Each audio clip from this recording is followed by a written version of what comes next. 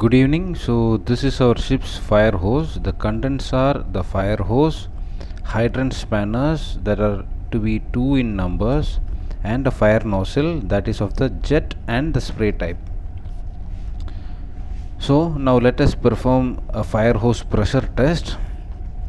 It has to be as per your company policy. So it will be described in your SMS manual or the PMS checklist. You can refer to the company documents for the interval of test. So let us start the test. This is a fire hydrant.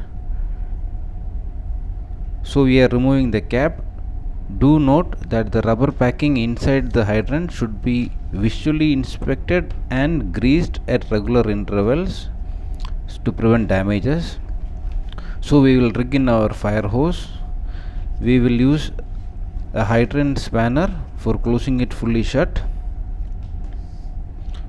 So now the hydrant is on and the hose connected is charged. Before that, let us ensure the quality of our fire nozzle. So this is the jet and now it is a spray. So both functions are working. We'll close the nozzle.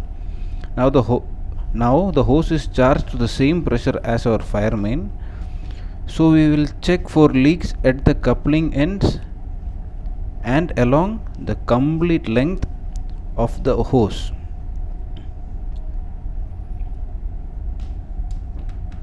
Basically, you have to inspect every inch of the hose, and if there are any damages, it will be readily visible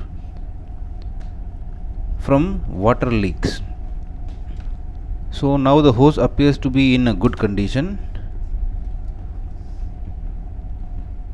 If there is any damages, you have to change the hose or make it correct. Now we will release the pressure. Once the pressure is released, we can start packing our hose back. Now the hose is released after the hydrant is closed and the cap is replaced. Remember, numerous hoses can be connected together for simultaneous checks. It basically helps save the time. Our company policy is about 6 months between intervals of pressure testing. So it might really depend upon your company.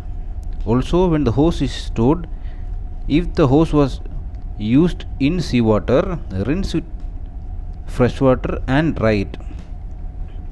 Right now we are not drying our hose because we will be using our hose again later on in the day for a new drill. You should always dry your hose and secure it back.